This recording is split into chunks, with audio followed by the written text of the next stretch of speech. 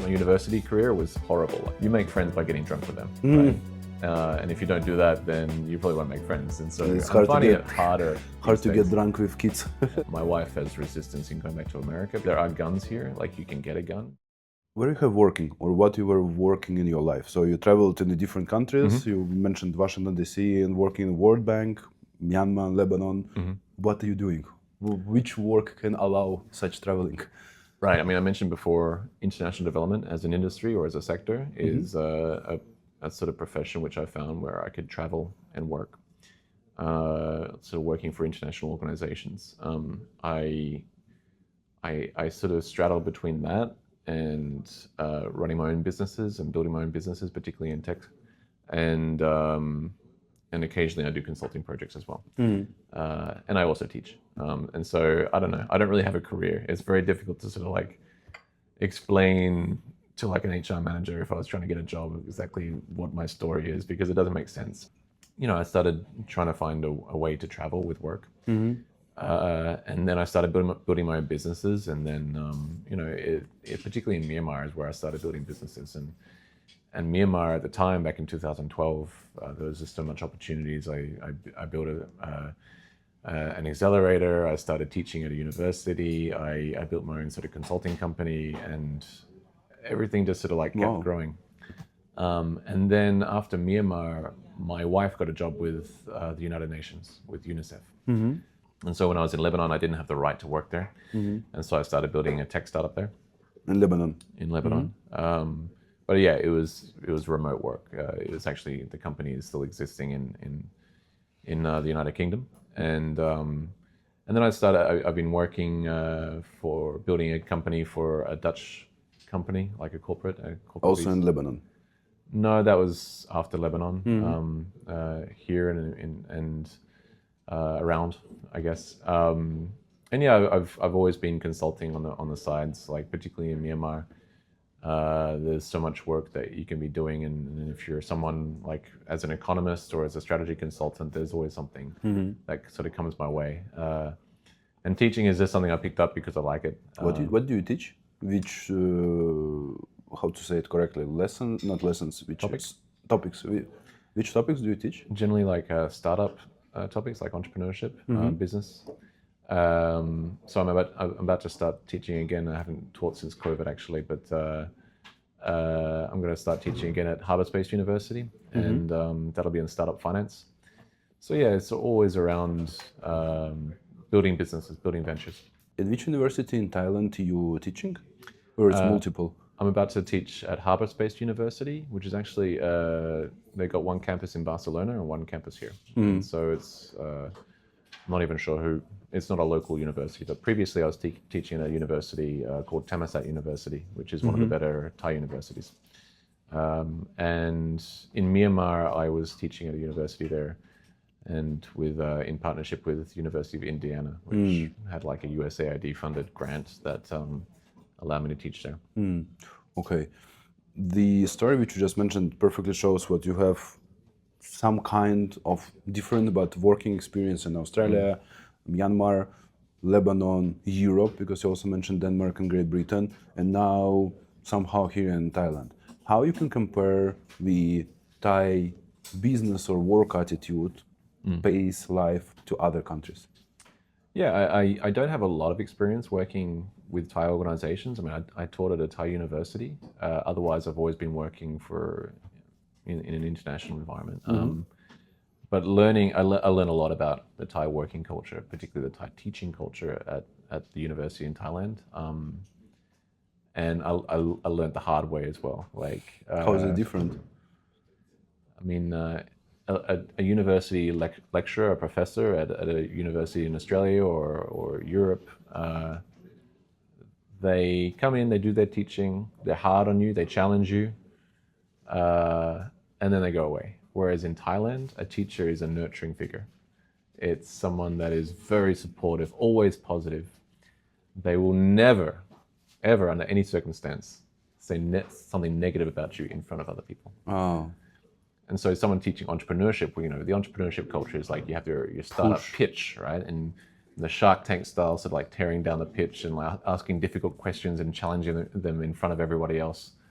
That was a bad idea. Right? Okay. My teaching assessments were horrible the first time around.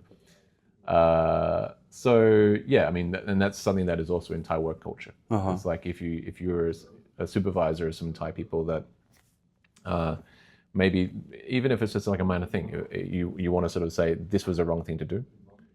You don't do it in a group meeting, right? You take them aside. Ideally, you take them to lunch, right?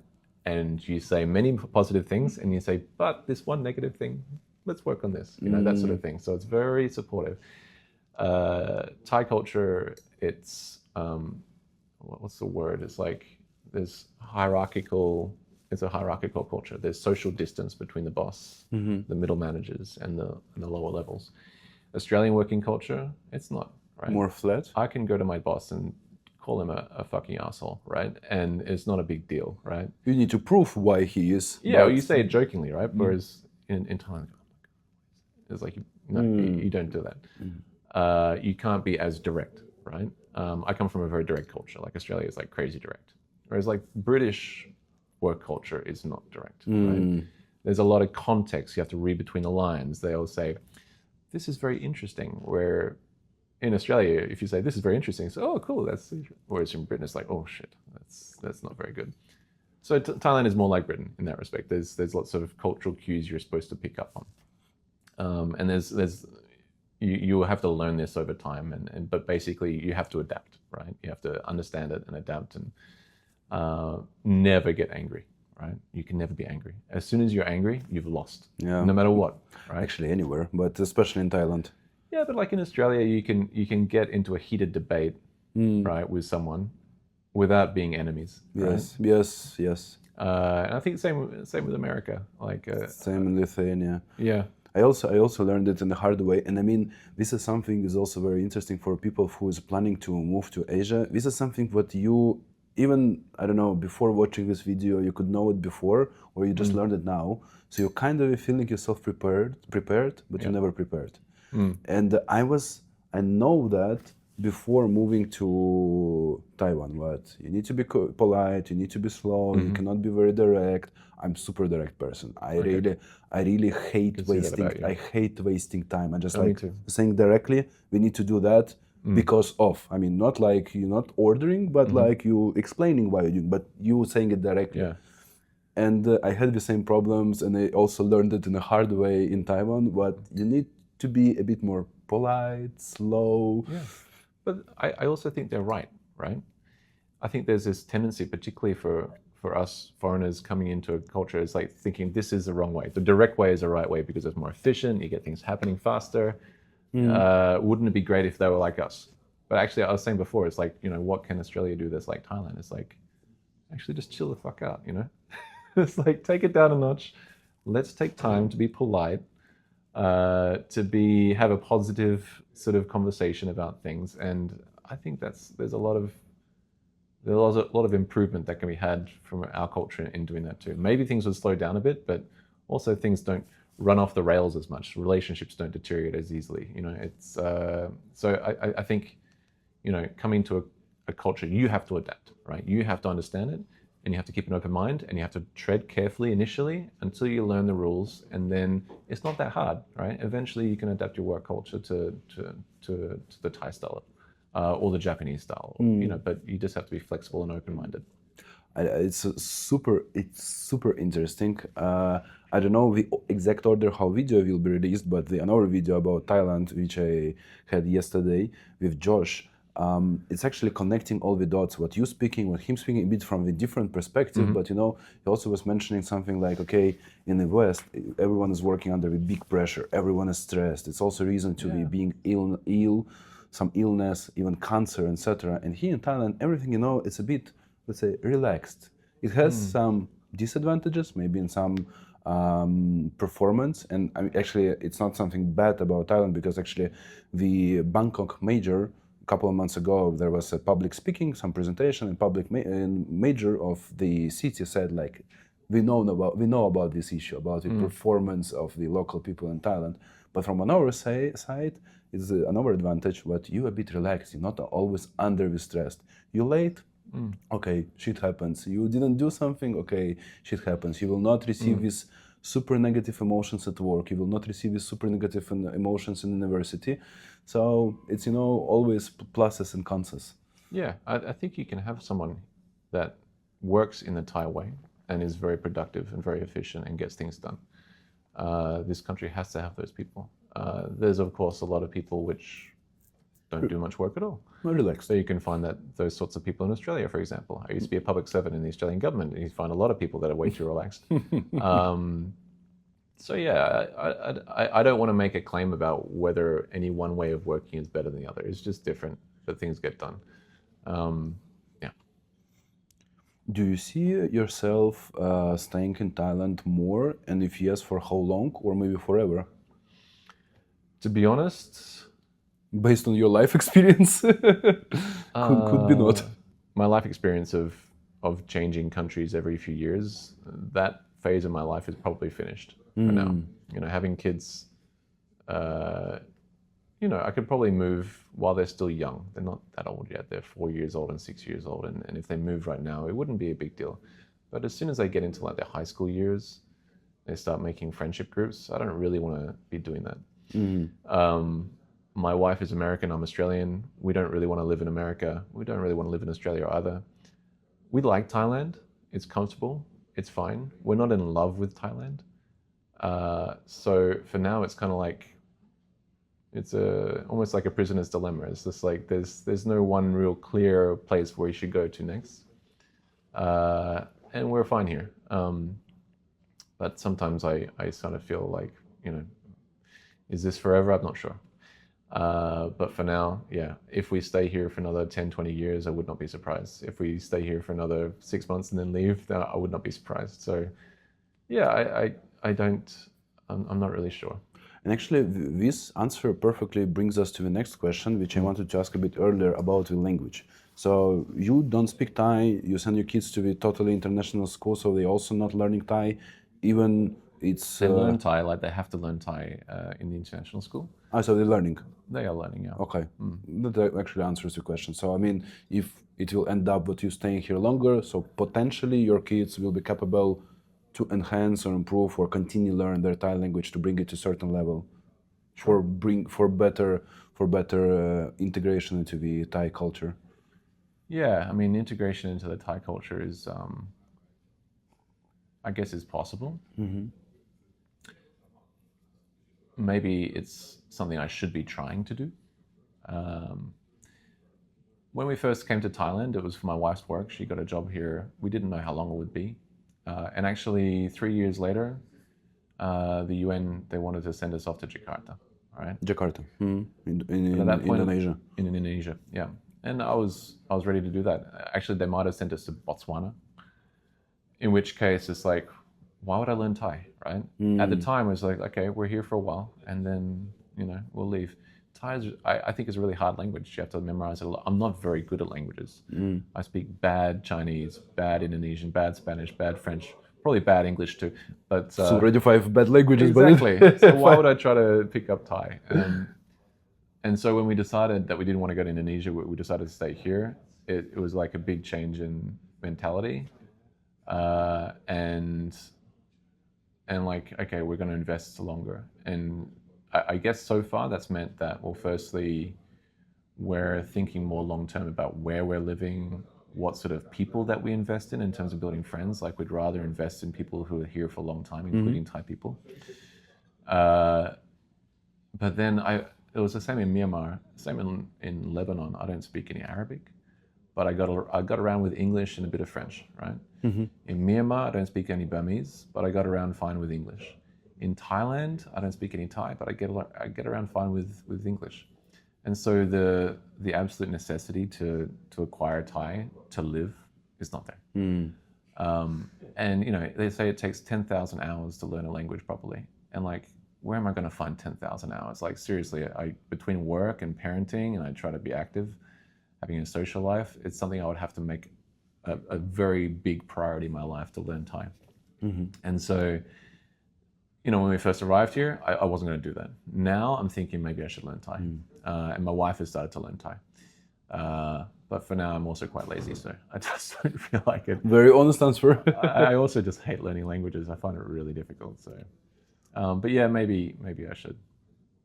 If you would need to move now, today, tomorrow, any time, next country, as per today, your knowledge, your expectations, which country would choose to move to the next? Interesting one.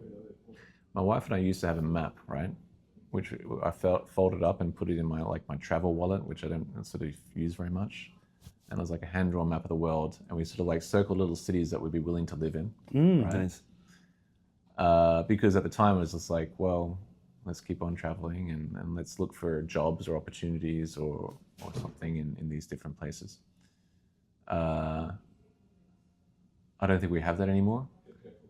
But if we drew the map again today, it'd be completely different, right? Because of kids, but also because we're a bit older, and the challenge of going somewhere difficult like Myanmar or Lebanon, not Thailand, Thailand's easy, but I don't know if I have the energy for that anymore. Do I want to go for comfort, or do I have another adventure left in me? I'm not sure. Sometimes I feel I have another adventure left in me. And sometimes I think, shit, life is hard enough. Just go for stability. And sometimes I also have this idea, so it's like, well, if I can make my work life continue remotely, I could be anywhere, right? And so why don't we choose somewhere beautiful, that's relatively low cost, that's safe for the kids. And yeah, we think about Europe, particularly Spain. Sometimes we think about Bali in Indonesia. But yeah, to be honest, we have these conversations sometimes, but it doesn't get very far because there's no one really clear answer. So it's like, my wife wants to go to Costa Rica maybe. So it's all it's dizzying, all the choice, right? And we're so privileged and lucky to have this sort of choice where we've got good passports, we've got careers that we've built pretty semi-remotely or in industries which have mobility. But for now, it's just like Thailand is just too comfortable. So making that choice would require, my wife has a good job here. My work is mainly remote. And so making that choice would probably be because we're forced out, right? Maybe my wife loses a job or organization, runs out of money or something, in which case we have to have a plan B. And honestly, we were thinking about that the other day. It's like, what's our plan B? And yeah, we don't know. Maybe we just go somewhere relatively low cost for a while, homeschool the kids. I'm not sure. For me, it seems something impossible to go to Myanmar. I mean, right now it's really impossible, but even let's say in a more impossible. Not safe anymore. I think not as safe as it was 10 years ago. I have friends there still doing business, and they're okay. I mean, it's not as nice as it was 10 years ago, but. You saying everything to, I start to feel myself bad. No. I just don't want to paint a picture which is negative about Myanmar, because actually there's still lots of opportunity there. No, correct. But what I'm trying to say, I just trying to filter it from my background. Relatively young, from Lithuania, lived in Czech Republic, lived in Taiwan, so traveled the world. I see for myself quite impossible to go to a country like Myanmar. I've never been there. It's also maybe some wrong impression to go there and with no language, with no special connections, build business there. What you can tell about your experience, like going to such, for us, for people outside of Asia, to go to such special country or any country and starting building business there? So. When I made the decision to move to Myanmar and build a business, I was working for the World Bank in Washington, D.C. And World Bank has this report called the Ease of Doing Business report, I think. And at the time, Myanmar was ranked the most difficult place in the world to start a business. Right? You really like adventures. But they're wrong, right? I'll tell you why. What they're talking about is the process of registering a business, doing things through government, regulatory sort of red tape stuff. And maybe the competitive environment, lots of different things. the thing is, like, they talk in general terms about these places. Everywhere has opportunity, right? Everywhere, you're not going to start a general business. You're going to start a very specific business for a very specific purpose. In Myanmar, there were lots of empty spaces in industries, value chains, competitive environments, where someone like me could go in and start something and actually capture market space and start making good money without having all the pre-qualifying things that you need in places like in Europe or America, like years of experience, lots of capital, all those sorts of things.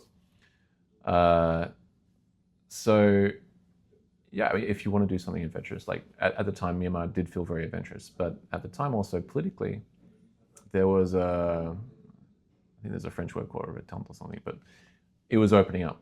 There was a big change in the government's attitude. It stopped being focused towards America and China, more focused economically to the rest of the world, the West, and so it was a beautiful moment to be coming to Myanmar, where everything was starting to grow, to flourish.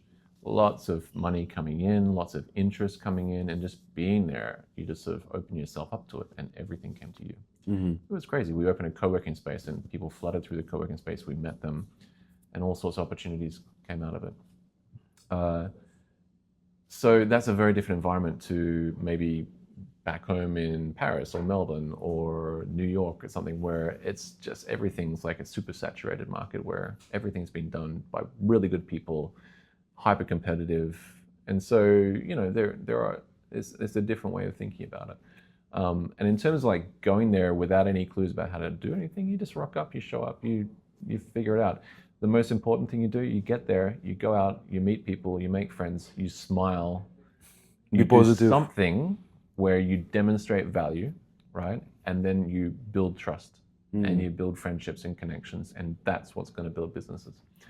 And then if you got those connections, friendships with people, all those big problems that the World Bank report was talking about, actually they're not real, right? You find your ways around, like, because everyone's doing business there. You learn how to deal with the problems because you have friends that are dealing with the problems. Before coming there, do you have any special advantage, like special friends, connections, etc., or you just literally like Myanmar, fly from USA, and you came and like, okay, looking around, what we will do here? Yeah, my girlfriend, now wife, and I decided. She was working in in Singapore at this moment. At that time, and I was in DC, so we wanted to be together, and we think that there was a market opportunity for what we wanted to do there. And so we came with no friends, no money. Pardon? Which year it was? 2012. 2012. We had an idea, and we just sort of said, let's give it 3 months, right? Let's come here. We can understand, learn the market, confirm the hunch that we have that this type of business model would work really well here. And if we can confirm the hunch, then we invest, right? We build it. And everything was thumbs up. We kept on going and going and going until we sort of scaled up a couple of businesses. And which business or businesses it were? So at the time, we came to build the first startup incubator or accelerator. And so when we arrived, we went to this sort of entrepreneurship event, and we just sort of started talking to people, and everyone was like, "Oh my God, that sounds awesome," you know. And there was no co-working space, there was no incubators or accelerators. We were the first. And then as soon as we opened our little co-working space, which was very simple, very bootstrapped, a lot of other people sort of came in and says, "Yeah, you're doing entrepreneurship training. We want to support Myanmar entrepreneurs. You seem like someone that can help us to do that." And then we started running training programs, which building content specifically for Myanmar people, which we've adapted to all sorts of different contexts, and it just grew and grew and grew. I'm still sort of teaching that content in my lectures. So yeah, it just being there on the ground, making friends, understanding how to localize your business idea, how to solve problems. You'll be immersing yourself in a more information-rich environment with which you can better solve the problems and alleviate the fears and doubts that you have if you're sitting back home and just thinking about it, right? So you just go there, make Better friends. start to do something than regret what you were not starting something. Yeah. Awesome, it's very cool. And I think last question also, did you have any backup plans? So if you go there and it doesn't work, so what would be a next solution for you and your girlfriend, current future wife at that moment? When we went to Myanmar, Yes. you know, we had good educations, right? We just finished our master's programs. There were jobs that we felt confident that we could get. We sort of gave up our jobs to go to Myanmar, but we were relatively early in our career. We assumed that there'd be somewhere we can go and something we can do. So yeah, you know, we're fortunate in that respect. And so we didn't have a whole lot of money. Actually, we had a huge amount of student debt, or at least my wife did. And then, and so it wasn't easy, hunky dory. Our parents weren't going to give us any money. It's just like we had to make it work. But like I said, you go there and it's a rich environment where there's lots of opportunities to do interesting work. So how old you were in the moment of moving there? Like 25 maybe. 25. But It you was 2012. were saying what you moved to Washington DC. Were 27 maybe. You said what when you were moving to Washington you were 27. So after Washington you're moving to Myanmar. So Maybe 27, 28. 27, 28. So I'm 27, not very good at 28. this. Give It was up job. 2012. What is it now? It's 2025. 25. I'm 42 now, so I don't know. You do the math. 29, about 29. Then we will calculate. So here it will be calculations. Maybe do math Okay, today. so the two like couple, 27, 29 years, give up work in USA, give up work in Singapore, go to Myanmar with more or less no idea or no exact understanding how to do that, just to look around and starting something which end up being successful. I think so. Yeah. I mean, it's not like we went unicorn and exited and IPO'd or anything. It's like we paid off our student debts. We made enough money and got enough experience to turn that into something else. And we also we went there to do something, and we actually did it, and we're really proud of what we built. And we had nothing left to prove, and that's when we left. And so it was a wonderful experience. Yeah. Awesome. Pete, thank you very much for an incredible interview. It was very interesting to learn about your path, about your life in Thailand, and I wish to you, your kids, your wife, all the best in your life. And thank you very much for accepting my offer. Thank you. No, absolute pleasure. Nice talking to you. Thank you.